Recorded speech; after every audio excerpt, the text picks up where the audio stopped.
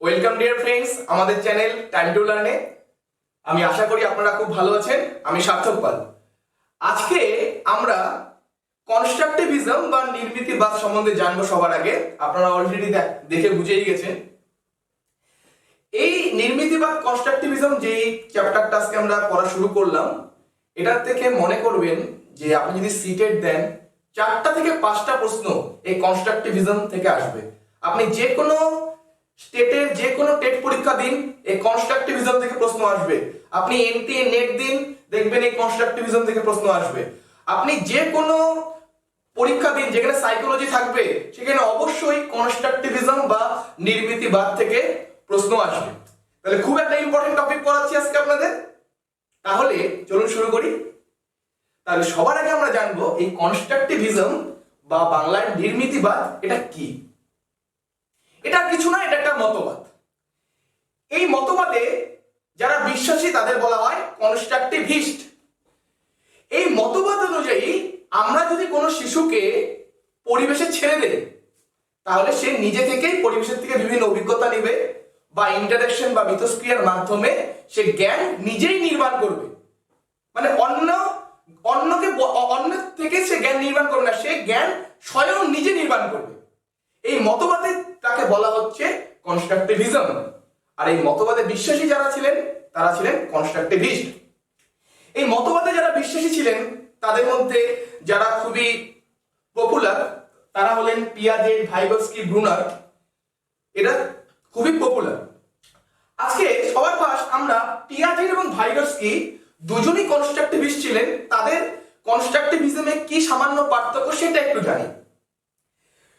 Piaget, ভাইগোৎস্কি দুজনেই মনে করেন যে একটা শিশুকে যদি পরিবেশে ছেড়ে দেওয়া যায়, সে পরিবেশের সঙ্গে ইন্টারঅ্যাকশন করবে, অর্থাৎ পরিবেশের থেকে বিভিন্ন অভিজ্ঞতা নেবে এবং তার জ্ঞান নিজে নিজেই সে নির্মাণ করতে পারবে।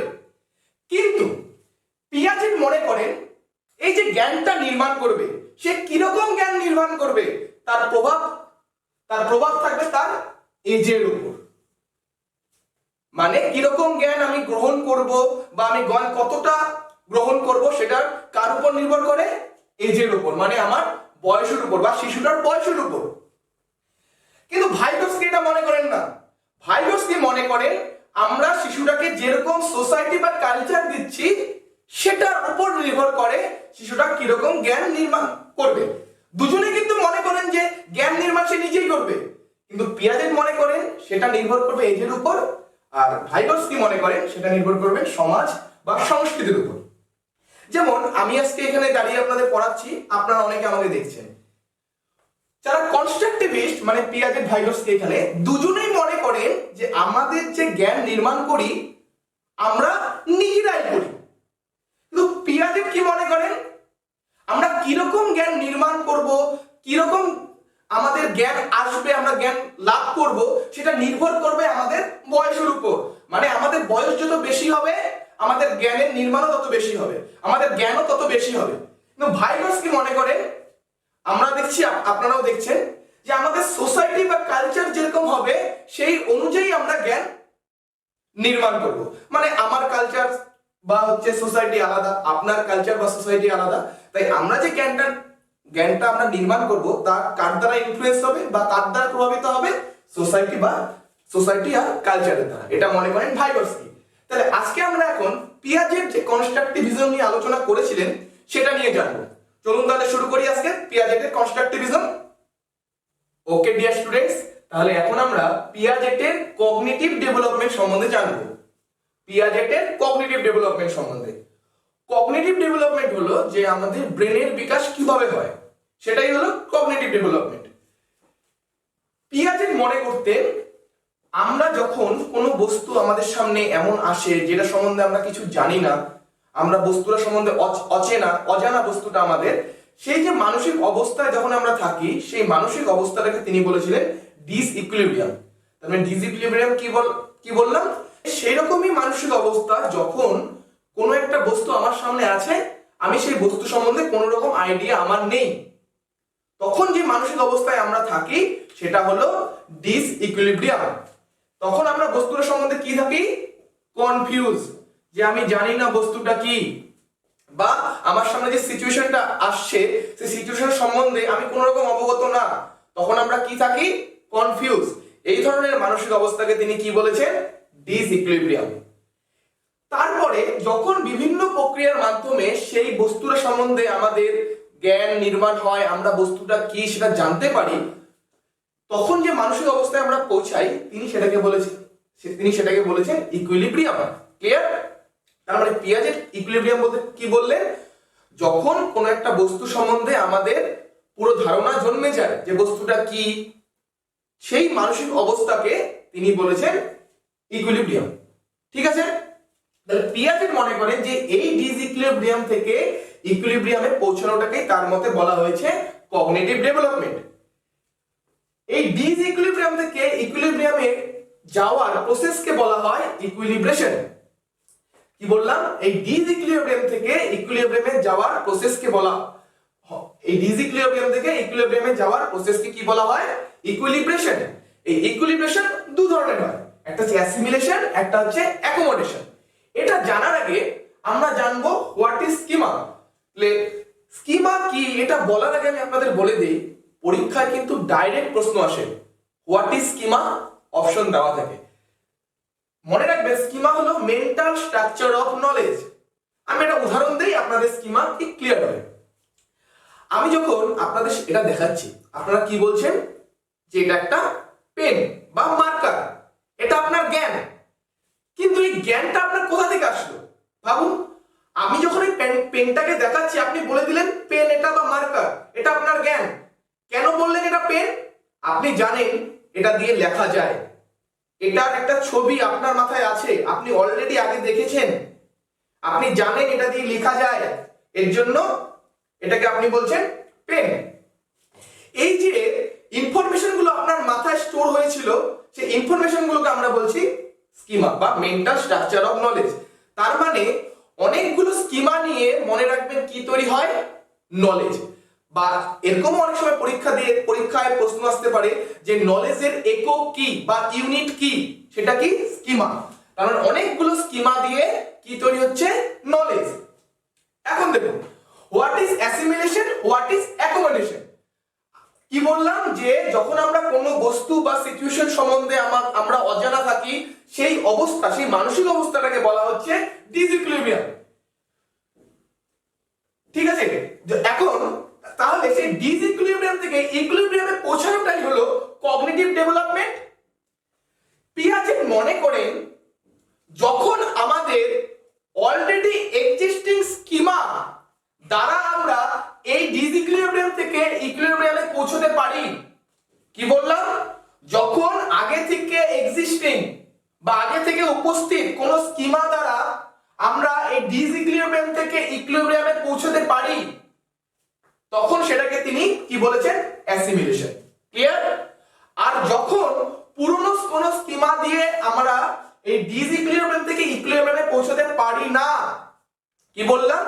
যখন আমরা পুরনো স্কিমা বা এক্সিস্টিং স্কিমা দ্বারা আমরা ডিসইকুইলিব্রিয়াম থেকে ইকুইলিব্রিয়ামে পৌঁছতে পারি না, তখন সেই প্রক্রিয়াটাকে তিনি কি বলেছেন? অ্যাকোমোডেশন। ক্লিয়ার? আমি একটা উদাহরণ দেই, আপনাদের ক্লিয়ার হয়ে যাবে। একটা ছোট বাচ্চার কি অভ্যাস থাকে? প্রথমে যে চোষা, যে কোনো কিছু দিলেই ও মুখে দেয়। তাহলে হঠাৎ করে একটা বল দিলাম বাচ্চাটার হাতে, বাচ্চারা তখন কি করবে? ওর ভিতরে যা জ্ঞান আছে আগে থেকে বা যে স্কিমা গুলো আছে, সেই স্কিমা দ্বারা সেই প্রবলেমটাকে সলভ করার চেষ্টা করবে। একটা বাচ্চা আমরা জানি একটা স্কিমা ওর মধ্যে থাকে কি? মাতৃদুগ্ধ পানের জন্য সাকিং মানে চোষাটা শিখে যায় জন্মের পর থেকে। তাই দেখবেন বাচ্চারা যখনই কিছু দেওয়া হয় সেটাকে সে মুখে ঢুকায়। তার কারণ সে যখন কোনো প্রবলেমে পড়ে, সেই প্রবলেমটাকে সে সলভ করবে কি দ্বারা? স্কিমার মাধ্যমে। কি বললাম? যে একটা বল দিলাম, বাচ্চারা কি করলো? সেটাকে মুখে ঢুকালো, মুখে ঢুকিয়ে ওর যে অবস্থাটা ছিল সেই অবস্থা থেকে ইকুইলিব্রিয়াম অবস্থায় গেল, মানে ডিসইকুইলিব্রিয়াম থেকে ইকুইলিব্রিয়ামে গেল, মানে পুরনো স্কিমা দিয়ে ওর কাজটা হয়ে গেল। এই প্রক্রিয়াকে বলছি অ্যাসিমিলেশন।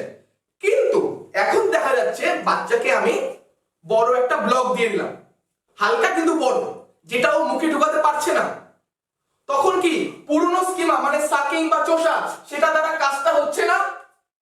কি বললাম, যখন আমি একটা বড় ব্লক কিন্তু হালকা ওর হাতে দিলাম বা ওর কাছে দিলাম, ও মুখে ঢোকাতে পারছে না, মানে পুরনো যে স্কিমা মানে সাকিং সেটা দিয়ে কাজটা হচ্ছে না, তখন কি ওকে নতুন স্কিমা গঠন করতে হবে। নতুন স্কিমা গঠনের মাধ্যমে সে সেই সমস্যাটার সমাধান করবে। তখন দেখা যাচ্ছে বাচ্চাটা বলটাকে বা সেই ব্লকটাকে ঠেলা শিখলো, পুশিং শিখলো। তাহলে নতুন স্কিমা গঠনের মাধ্যমে সে সেই প্রবলেমটাকে সলভ করলো, তখন সেটা কি বলবো আমরা, অ্যাকোমোডেশন। এখন আমি আরো দুটো কথা অ্যাড করবো অ্যাসিমিলেশন আর অ্যাকোমোডেশনে। অ্যাসিমিলেশন কি বলেছিলাম, যে যখন আগে উপস্থিত বা প্রি এক্সিস্টিং স্কিমা দ্বারা আমার কোনো সিচুয়েশন সলভ হয়ে যাচ্ছে বা কোনো প্রবলেম সলভ হয়ে যাচ্ছে, তখন সেই প্রক্রিয়াকে বলছি অ্যাসিমিলেশন। আর যখন নতুন স্কিমা তৈরি করে সেই সমস্যাটা সমাধান করতে হচ্ছে, তখন সেই প্রক্রিয়াকে বলছি অ্যাকোমোডেশন। এখন এখানে আমি আরেক দু একটা কথা অ্যাড করব। অ্যাসিমিলেশন শুধু যে প্রি এক্সিস্টিং স্কিমা দিয়ে করলাম, কাজটা সমাধান করলাম সেটা না, যদি আমার যে স্কিমা তৈরি হয়ে আছে তার সাথে যদি আরো কোনো ইনফরমেশন যুক্ত হয়, তখনও সেটাকে বলবো অ্যাসিমিলেশন।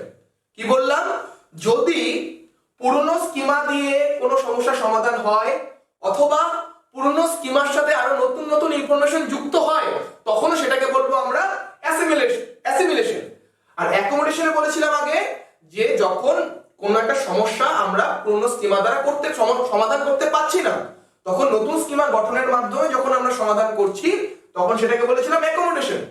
এখন এখানে আরেকটু যুক্ত করব, যখন নতুন কোন স্কিমা গঠন করে আমরা সমাধান করি অথবা আমরা যে স্কিমাটা আমাদের মধ্যে তৈরি হয়েছিল সেটাকে আমরা সংশোধন করি, কারেক্ট করি, আমাদের একটা ভুল ধারণা ছিল সেই ধারণাটা পাল্টে যায়, তখন সেটাকে আমরা বলছি অ্যাকোমোডেশন। একটা উদাহরণ দেই, ক্লিয়ার হবে।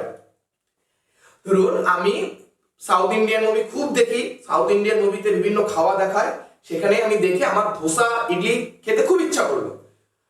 এখন ধোসা ইডলি খেতে আমি ভাবলাম খুব ভালো হবে, এই ভেবে আমি আমার এক সাউথ ইন্ডিয়ান বন্ধুকে বললাম, আমি যে এরপরে তোদের বাড়ি যাব না, তোর মাকে বলবি আমার জন্য ধোসা রান্না করতে, ধোসা তৈরি করতে, তোর মাকে বলবি। তাই আমি গেলাম, গিয়ে আমার যখন আমি ধোসাটা খেলাম বা আরো কিছু দিল আমাকে সাউথ ইন্ডিয়ান ডিশ, আমার খেতে খুব ভালো লাগলো। তাহলে কিন্তু আমার যে স্কিমাটা তৈরি হয়েছিল যে সাউথ ইন্ডিয়ান খাওয়া খুব ভালো হয়, এর সঙ্গে কিন্তু আরো নতুন ইনফরমেশন যুক্ত হলো। এখন কিন্তু আমি টেস্টটাও জানি, ধোসার টেস্ট কিরকম, মানে নতুন আরো ইনফরমেশন যুক্ত হলো পুরনো স্কিমার সাথে।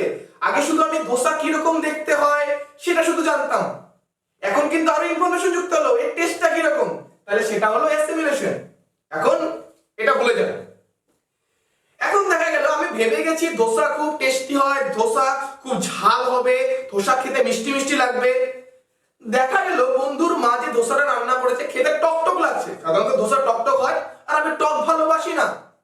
তাহলে আমার যে ধোসা সম্বন্ধে একটা ধারণা ছিল যে এটা খেতে খুব ভালো লাগে, তাহলে সেই স্কিমাটা যে তৈরি ছিল, তাহলে সেই স্কিমাটাকে এখন আমার মডিফাই করতে হবে যে এটা কিন্তু ঝাল ঝাল হয় না বা এটা কিন্তু মিষ্টি মিষ্টি হয় না, এটা কিন্তু খেতে টক টক হয়। তার মানে কি আমি আমার পুরনো যে স্কিমা ছিল সেটার মধ্যে আমি কি করছি, মডিফাই করছি বা সংশোধন করছি, তখন সেটাকেও কিন্তু বলবো অ্যাকোমোডেশন। তাহলে অ্যাসিমিলেশন হচ্ছে পুরনো স্কিমা দ্বারা কাজ হবে অথবা পুরনো স্কিমার সাথে নতুন ইনফরমেশন আরো যুক্ত হবে, তো সেটাকে বলছিলাম অ্যাসিমিলেশন। আর অ্যাকোমোডেশন হচ্ছে পুরনো স্কিমা দিয়ে যখন কাজ হচ্ছে না, নতুন স্কিমা গঠন করব অথবা পুরনো স্কিমার মধ্যে সংশোধন ঘটাবো, তখন সেই ঘটনাকে বলছি আমরা অ্যাকোমোডেশন। ক্লিয়ার? তাহলে চলুন এখন আমরা পরেরটুকু জানি, খুবই ইন্টারেস্টিং। তাহলে এখন আমরা জানবো stages of cognitive development. Cognitive development যে একটা স্টেজে হয় না, বিভিন্ন স্টেজে কগনিটিভ ডেভেলপমেন্ট হয়। তো পিয়াজেট বলেছিলেন যে 4টা স্টেজে কগনিটিভ ডেভেলপমেন্ট হয়। এটা কিন্তু ডাইরেক্ট প্রশ্ন আসে অনেক সময় বিভিন্ন এক্সামে যে পিয়াজেটের মতে কগনিটিভ ডেভেলপমেন্টের কটা স্টেজ ছিল, উত্তর হচ্ছে 4টা। তিনি বলেছিলেন যে কগনিটিভ ডেভেলপমেন্ট যে 4টা স্টেজে হয়। সেই 4টা স্টেজ কি কি? Sensory motor stage, next stage হচ্ছে pre operational stage, third stage হচ্ছে কংক্রিট অপারেশনাল স্টেজ, আর ফোর্থ আর লাস্ট স্টেজ হলো formal operational stage. Sensory motor stage এটা 0 থেকে 2 বছর, প্রি অপারেশনাল স্টেজ এটা হচ্ছে 2 থেকে 7 বছর, কমপ্লিট অপারেশনাল স্টেজ এটা হচ্ছে 7 থেকে 11 বছর, আর ফর্মাল অপারেশনাল স্টেজ এটা হলো 11 থেকে 15 বছর। যখন আমরা প্রত্যেকটা স্টেজ সম্বন্ধে জানবো তখন প্রতিটা স্টেজের কেন এই নামকরণ করা হলো সেটা সম্বন্ধে তখন জানবো। তাহলে এখন আপনারা শুধু জেনে রাখুন যে 4টা স্টেজের কথা বলেছে, pre sensory motor stage, pre operational stage, complete operational stage, formal operational stage. আরেকটা কথা মাথায় রাখবেন, এখানে যে আমরা বয়সটা দিয়েছি, বয়সটা কখনো কখনো হেরফের করতে পারে। হয়তো 0 থেকে 2 বলেছি, হয়তো সেটা 1.5 থাকতে পারে কোনো বইয়ে, বা পরীক্ষায় আসতে পারে 1.5 বা 2.5 আসতে পারে। এরকমই মানে 6 মাস বা 1 বছর হেরফের করতে পারে। তাহলে এতটুকু আমরা এখন জানলাম, এখন আমরা সেন্সরি মোটর স্টেজ সম্বন্ধে জানবো, ঠিক আছে? তাহলে আজকে আমরা ফার্স্ট যেটা এখন জানবো সেটা হচ্ছে সেন্সরি মোটর স্টেজ সম্বন্ধে। তাহলে সবার ফার্স্ট আমরা জানবো যে এই স্টেজটাকে কেন সেন্সরি মোটর স্টেজ বলা হয়। সেন্স মানে কি ইন্দ্রিয়, আর মোটর মানে অঙ্গ প্রত্যঙ্গ। এই সময় মানে 0 থেকে 2 বছর বয়সে শিশু যে কোনো প্রবলেম সলভ করবে তা কার মাধ্যমে সলভ করার চেষ্টা করবে? সেন্স আর মোটরের মাধ্যমে। এর জন্য এই স্টেজটাকে বলা হয় সেন্সরি মোটর স্টেজ। এখন এই স্টেজে কি কি একটা বাচ্চার একটা শিশুর বস্তু থাকে পিয়াজেট কি বলেছেন সেটা নিয়ে আজকে আলোচনা করব। চলুন তাহলে আলোচনা শুরু করি। যেটা বলেছেন এখানে তিনি, born with reflex action sucking looking grasping reaching। Piaget মনে করতেন যে বাচ্চা জন্মের সময় কিছু রিফ্লেক্স অ্যাকশন অর্থাৎ প্রতিবত্ত ক্রিয়া নিয়ে জন্মগ্রহণ করে। সেগুলো কি? সাকিং মানে চোষা, যেমন মাতৃদুগ্ধ পান, বাচ্চাকে শেখাতে হয় না, বাচ্চা অটোমেটিক শিখেই জন্ম নেয়। লুকিং দেখা, গ্রাসপিং কিছু ধরা, রিচিং মানে কোনো কিছুর দিকে হাত বাড়ানো, এগুলো বাচ্চা কি এই ধরনের প্রতিবত্ত ক্রিয়াগুলো কি বাচ্চা জন্ম নেয় এইসব প্রতিবত্ত ক্রিয়া নিয়ে। Till 4 months he tried to solve all the problems by those schemas। মানে 4 মাস বয়স অবধি বাচ্চা এই যে প্রতিবত্ত ক্রিয়াগুলো আছে এগুলো দ্বারাই সব ধরনের সমস্যার সমাধান করার চেষ্টা করে। আপনারা দেখবেন যে 4 মাস বয়স অবধি বাচ্চাকে যাই দিবেন সে এটা মুখে ঢোকানোর চেষ্টা করে, মানে চুষার চেষ্টা করে। কারণ অলরেডি যেহেতু সে জানে সাকিং, ওর মধ্যে স্কিমাটা তৈরি হয়ে যায় সাকিং। একটা 4 মাসের বাচ্চাকে আপনি হাতটা দিবেন, দেখবেন ও ধরে ফেলবে এইভাবে। তার মানে কি ও গ্র্যাবস করার চেষ্টা করছে, ধরার চেষ্টা করছে। এগুলো কিন্তু ওর প্রতিবত্ত ক্রিয়া, ও চায় না কিন্তু করে ফেলে। 4 মাস বয়স অবধি এইভাবেই ও যে কোনো প্রবলেম সলভ করার চেষ্টা করে। দেখুন আরো কি বলা আছে যে out of sight out of mind, মানে 8 মাস বয়স অবধি বাচ্চার কি থাকে?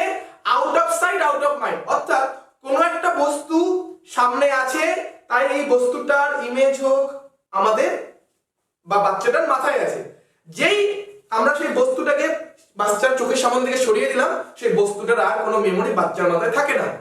আপনারা দেখবেন 8 মাস বয়স অবধি বাচ্চা কোনো একটা খেলনা নিয়ে খেলছে, আপনি যখন সরালেন ও কান্নাকাটি শুরু করলো, কিন্তু আপনি অন্য একটা খেলনা দিয়ে দিলেন, দেখবেন ও চুপ হয়ে গেল। তার মানে কি যখনই আপনি সেই খেলনাটাকে সরালেন ও বুঝলো কিছু সরলো, কিন্তু যখনই আবার অন্য একটা খেলনা দিচ্ছেন ওর মাথায় মনেই ছিল না অ্যাকচুয়ালি ও আগে কি নিয়ে খেলছিল। এর জন্যই বলা হলো যে 8 মাস বয়স অবধি কি থাকে বাচ্চার? Out of sight out of mind. Next আছে বাই 18 months অবজেক্ট পার্মানেন্স। মানে 18 মাস বয়স যেতে যেতে বাচ্চার মধ্যে কি হয়? অবজেক্ট পার্মানেন্স গঠন হয়ে যায়। দেখবেন যেই বাচ্চাটাই 8 মাস বয়স অবধি কোনো একটা খেলনা নিয়ে খেলছিল, খেলনাটা সরিয়ে অন্য খেলনা দিয়ে দিলেন, বাচ্চা ঠিক চুপচাপ চুপ হয়ে গেল। কিন্তু 18 মাস বয়স অবধি 18 মাস বয়সের পরে দেখবেন বাচ্চাটাকে যেই খেলনা দিয়ে খেলছিল সেই খেলনা যখন নিলেন বাচ্চারা কান্না শুরু করলো, আপনি অন্য একটা খেলনা দিলেন, বাচ্চার কান্না থামবে না, বাচ্চার তখন সেই খেলনাই চাই। বাচ্চা মোবাইল নিয়ে খেলছিল, আপনি মোবাইলটা নিলেন, অন্য কিছু হাতে দিলেন, বাচ্চা মানবে না। বাচ্চা যেই মোবাইলটা নিয়ে খেলছিল সেই মোবাইলই ওর লাগবে। তার মানে কি বাচ্চার মধ্যে অবজেক্ট পার্মানেন্স, কোনো বস্তুর ছবি বাচ্চা মাথার মধ্যে গঠন করা শিখে গেছে। যদি কখনো বলা হয় যে মেমোরি একটা বাচ্চার কোন বয়স থেকে গঠন হওয়া বা ডেভেলপ হওয়া শুরু হয়, আপনারা বলবেন 18 মাস বয়স থেকে। তাহলে বোঝা গেল এতটুকু। এই স্টেজের আরো যেগুলো বৈশিষ্ট্য আছে সেগুলো হচ্ছে রিফ্লেক্স অ্যাকশন এন্ডস, অর্থাৎ এই স্টেজে বাচ্চাদের কি যে রিফ্লেক্স অ্যাকশন গুলো নিয়ে বাচ্চারা জন্মগ্রহণ করে সেগুলো এন্ড হয়। এরপরে আছে ডিফার্ড ইমিটেশন। বাচ্চাদের দেখবেন এই সময় বাচ্চারা অনুকরণ করা শেখে, যে কাউকে একটা কিছু করতে দেখলো সেটাকেই বাচ্চারা করা, মানে মিমিক্রি হোক বা কেউ কোনো অ্যাক্টিং করেছে, ওর বাবা অমুক কিছু করে, দেখবেন ওরকম করা শুরু করে বাচ্চারা। আরেকটা আছে অ্যাবসেন্স অফ ল্যাঙ্গুয়েজ। এই সময় কিন্তু বাচ্চাদের কোনো ভাষা থাকে না, বাচ্চাদের কিন্তু ল্যাঙ্গুয়েজ ডেভেলপমেন্ট হয় না। তাই এইগুলো ছিল হচ্ছে বাচ্চাদের কি কি এই স্টেজে বৈশিষ্ট্য থাকে সেগুলো নিয়ে আজকে আলোচনা করলাম। ঠিক আছে, এরপরে এখন আমরা জানবো এর পরের স্টেজটা সম্বন্ধে। তাহলে এখন আমরা সেকেন্ড স্টেজ সম্বন্ধে জানবো। সেই স্টেজটার নাম হলো প্রি অপারেশনাল স্টেজ। অপারেশন কথাটা পিয়াজেট ব্যবহার করেছিলেন লজিক্যাল থিংকিং কে রিপ্রেজেন্ট করার জন্য। তাহলে লজিক্যাল থিংকিং এর স্টেজ তার আগে, মানে বাচ্চার স্টেজ কোন স্টেজে আছে? লজিক্যাল থিংকিং এর আগে, মানে বাচ্চার থিংকিং কি হবে? ইললজিক্যাল। বোঝা যাচ্ছে? তাহলে এই স্টেজটা কোন বয়সে? 2 থেকে 7 বছর। কি বলেছে এই স্টেজের বৈশিষ্ট্যগুলো কি? ট্রানজাক্টিভ রিজনিং। ট্রানজাক্টিভ রিজনিং কথার অর্থ হলো অ্যাবসেন্স অফ লজিক্যাল রিজনিং। এই সময় বাচ্চারা যে কোনো কিছুর কারণ দিবে সেটা কিরকম হবে? একদম ইললজিক্যাল, কোনো লজিক থাকবে না। যেমন একটা বাচ্চা স্কুলে পড়াশোনা করছে, কোনো একটা দিদিমণি ওর আসেনি, কোনো ফেভারিট দিদিমণি আসেনি, আজকে জিজ্ঞাসা করা কি রে আজকে দিদিমণি আসেনি কেন? দিদিমণির মা মনে হয় দিদিমণিকে খুব ধাওয়া দিয়েছে, এর জন্য দিদিমণি আজকে আসেনি। বা এরকম বলতে পারে দিদিমণির মা হয়তো আজকে দিদিমণিকে ফেভারিট টিফিনটা করে দেয়নি, এর জন্য দিদিমণি আজকে আসেনি। মানে লজিক দিচ্ছে কিন্তু প্রচন্ড এটা কি হচ্ছে? ইললজিক্যাল। Next animism. আপনারা অ্যানিমেশন শুনেছেন, অ্যানিমেশনে দেখবেন কিছু কার্টুন ক্যারেক্টার এরকম থাকে যাদের কিনা আমাদের মনে হয় তাদের মধ্যে প্রাণ আছে, কিন্তু অ্যাকচুয়ালি তাদের মধ্যে প্রাণ থাকে না, কিন্তু আমাদের দেখে মনে হয় তার মধ্যে প্রাণ আছে। এখান থেকে আপনারা অ্যানিমিজমটা মনে রাখবেন। বাচ্চা এই সময় লিভিং এলিমেন্ট আর নন লিভিং এলিমেন্টের মধ্যে পার্থক্য করতে পারে না, অর্থাৎ কোন বস্তুর প্রাণ আছে আর কোন বস্তুর প্রাণ নেই এই দুটোর মধ্যে পার্থক্য করতে পারে না। আপনারা দেখবেন এই সময় বাচ্চারা একটা ঘোড়া যদি খেলনা থাকে ঘোড়াটার উপরে উঠে টিকটিক টিকটিক করা শুরু করে, মানে সে মনে হয় সে যখন টিভিতে দেখে যে ঘোড়া যখন চলছে আওয়াজ হচ্ছে টিকটিক টিকটিক, সে ঘোড়াটাতে উঠেও মনে ওরকম করা শুরু করে। সে ভাবে যে ঘোড়াটা যেরকম দৌড়াচ্ছে এটাও মনে হয় দৌড়াবে, বা একটা ছোট পুতুল কে নিয়ে নিজের ভাই বোনের মতো আদর করা শুরু করে। কারণ হচ্ছে বাচ্চাটা লিভিং আর নন লিভিং, অর্থাৎ কোনটার প্রাণ আছে আর কোনটার প্রাণ নেই এই দুটোর মধ্যে পার্থক্য করতে পারে না। এরপরে আছে ইরিভার্সিবিলিটি, অর্থাৎ রিভার্স করার অ্যাবিলিটির অনুপস্থিতি এই স্টেজে দেখা যায়। মানে কোনো কিছুকে রিভার্স করার মানে উল্টো দিক থেকে করার ক্ষমতা বাচ্চার মধ্যে থাকে না। পিয়াজেট নিজের বাচ্চার উপরই এই পরীক্ষাটা করেছিলেন। পিয়াজেট একদিন তার বাচ্চাকে তার বাড়ি থেকে স্কুলে নিয়ে যায়,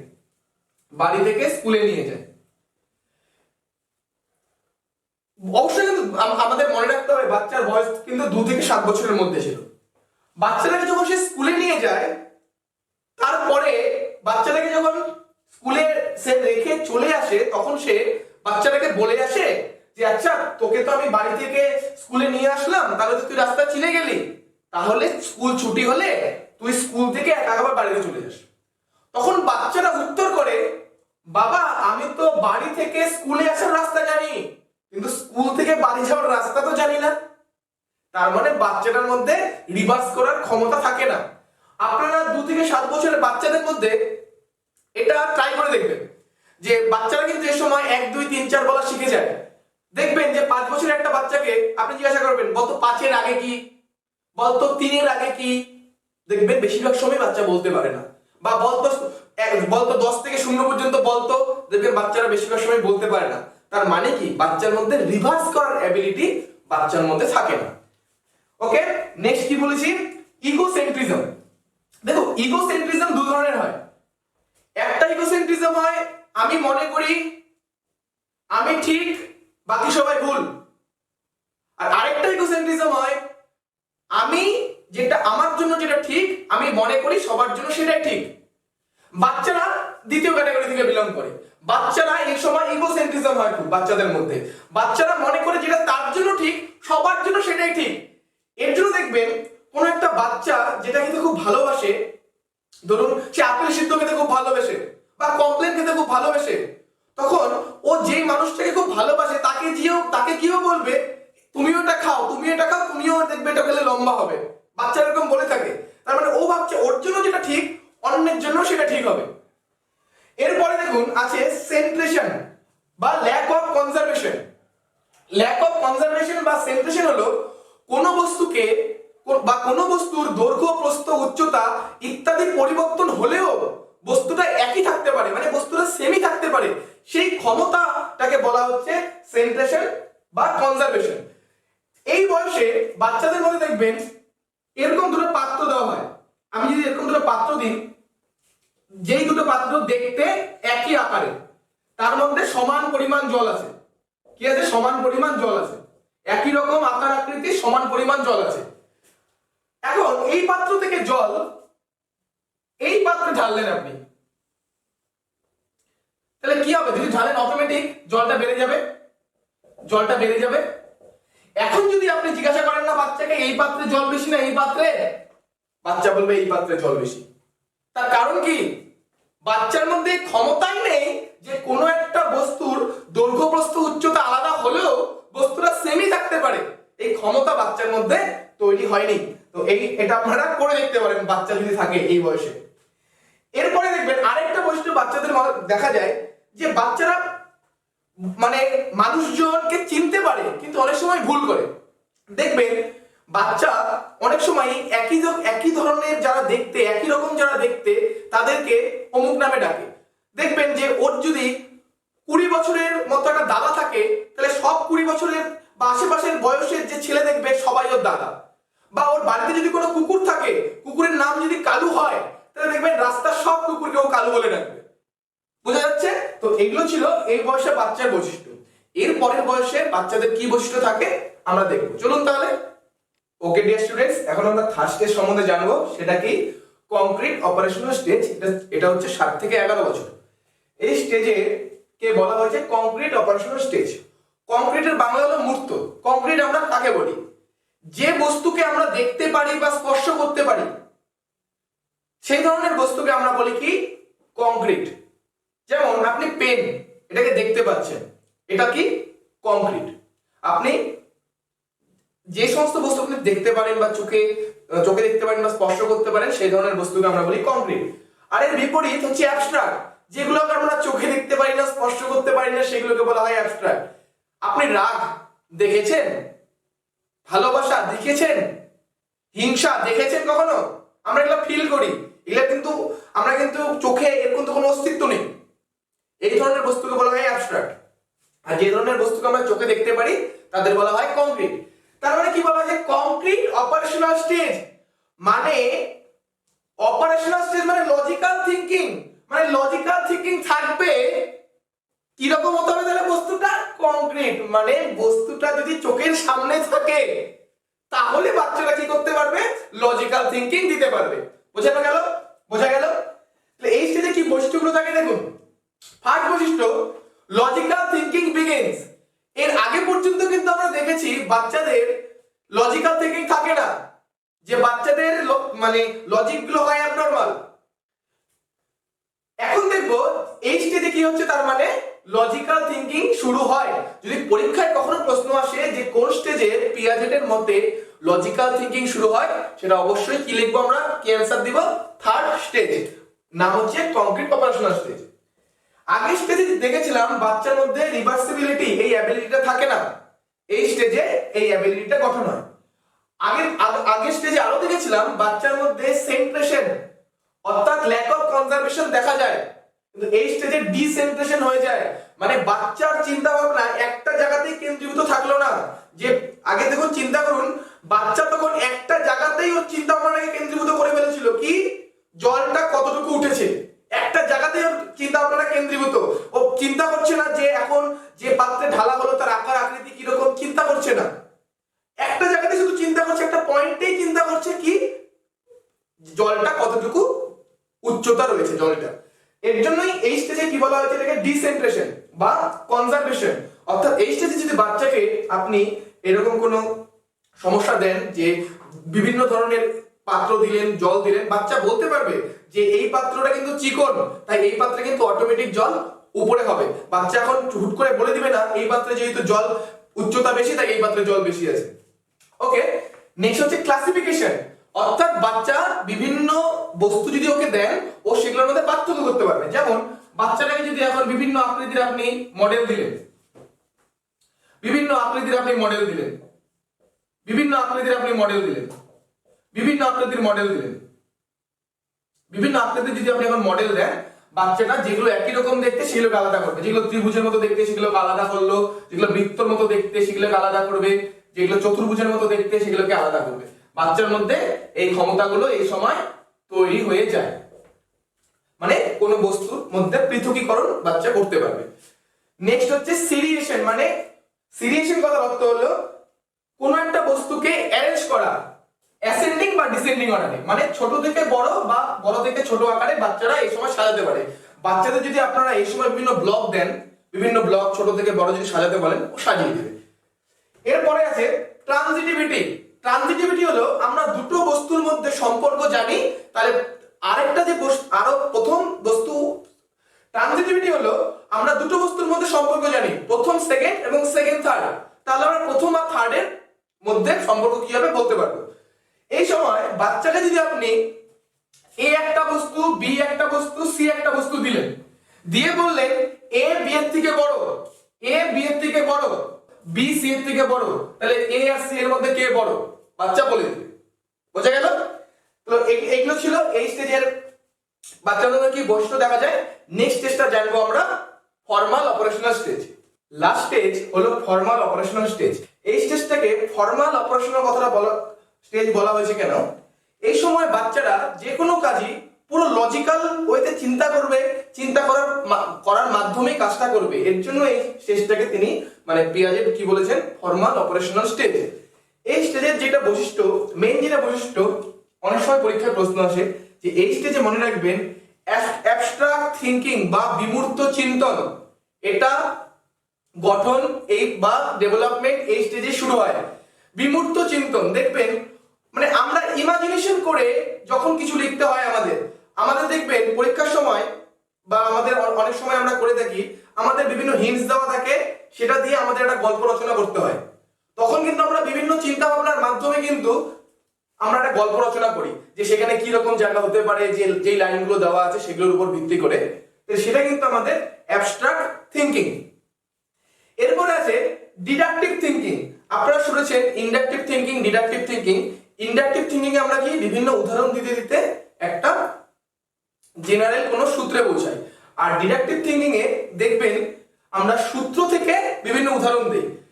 আপনারা যেটা আমি খুব সহজে আপনারা বুঝতে পারবেন, দেখবেন ছোটবেলায় যখন আমরা সুদ কষার অঙ্ক করতাম, দেখবেন অঙ্কগুলো এইভাবে থাকতো যে 100 টাকার 1 বছরে সুদ এত টাকা, 1 টাকার 1 বছরে সুদ এত টাকা, তাহলে এত টাকার 1 বছরে সুদ কত হবে, এইভাবে থাকতো। বিভিন্ন উদাহরণের মধ্য দিয়ে দিয়ে আমরা অঙ্ক করতাম, মানে সূত্র দেওয়া থাকতো না। কিন্তু পরবর্তীতে যখন আমরা উঁচু ক্লাসে উঠলাম তখন দেখবেন ডাইরেক্ট সূত্র থাকতো I = PRT/100, মানে সূত্র থেকে উদাহরণ দিচ্ছি। এটা হচ্ছে ডিডাকটিভ থিংকিং। তাহলে মনে রাখবেন যে ছোট বাচ্চা যদি হয় আমরা তাদের ইন্ডাকটিভ রিজনিং বা ইন্ডাকটিভ থিংকিং, যেহেতু তাদের ডেভেলপমেন্ট ওই সময় থাকে, এর জন্য ইন্ডাকটিভ রিজনিং ই তাদের পড়াবো। যত উঁচু ক্লাসে যাব আমরা তত ডিডাকটিভ রিজনিং এর দিকে যাব। এরপরে আছে হাইপোথেটিক্যাল থিংকিং, মানে কোনো কিছু অ্যাজিউম করে নেওয়া, এটার বিকাশও এই স্টেজে শুরু হয়। হাইপোথেটিক্যাল থিংকিং, আপনি আকাশে দেখলেন যে মেঘ জমেছে, তাহলে এখন কি কি হতে পারে, আপনি কিন্তু তখন হাইপোথেসিস করা শুরু করেন যে আকাশে যেহেতু মেঘ জমেছে তাহলে বৃষ্টি হতে পারে, বিদ্যুৎ চমকাতে পারে, বিভিন্ন ধরনের হাইপোথেসিস আপনি করছেন, অ্যাজিউম করে নিচ্ছেন। তাহলে এগুলো কিন্তু পিয়াজেটের মতে, সরি এটা 7 থেকে 11 হবে না, এটা হবে 11 থেকে 15, 11 থেকে 15 বছর বয়সে এই জিনিসগুলো পিয়াজেটের মধ্যে একটা বাচ্চার মধ্যে ডেভেলপমেন্ট হয়। এখন আমরা জানবো এখন যে এর কি এডুকেশনাল ইম্পর্টেন্স রয়েছে আর এই পিয়াজেটের থিওরির কি কি লিমিটেশন রয়েছে, সেগুলো আমরা একটু সংক্ষেপে জেনে নিই। এখন আমরা জানবো যে পিয়াজেটের থিওরির কি কি এডুকেশনাল ইম্পর্টেন্স রয়েছে, অর্থাৎ পিয়াজেটের থিওরি আমাদের শিক্ষায় কোথায় গুরুত্ব রয়েছে সেগুলো সম্বন্ধে জানবো। প্রথম যেটা লিখেছি যে কারিকুলাম কনস্ট্রাকশন, মানে আমাদের যখন কারিকুলাম কনস্ট্রাকশন মানে গঠন করা হয় সেখানে পিয়াজেটের থিওরিকে মাথায় রেখেই গঠন করা হয়। আপনারা একটা ছোট্ট উদাহরণ দিচ্ছি, দেখবেন আপনাদের খুবই সহজে মনে থাকবে।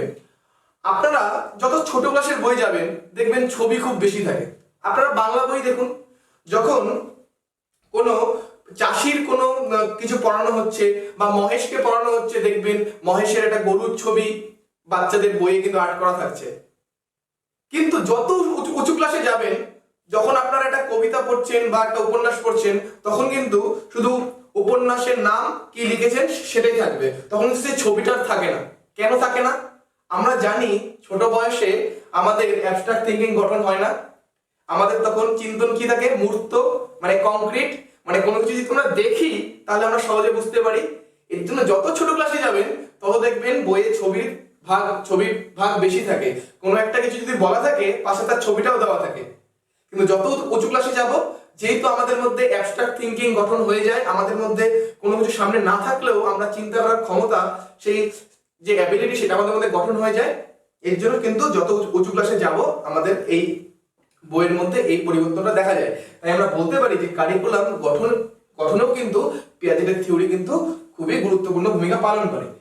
এরপরে দেখা আছে যে ইন্ডিভিজুয়াল ডিফারেন্স, মানে প্রত্যেকটা ইন্ডিভিজুয়াল যে আলাদা। দেখুন পিয়াজেটের থিওরিতে কিন্তু বলাই হলো যে 0 থেকে 2 বছরের বাচ্চারা একই রকম হবে।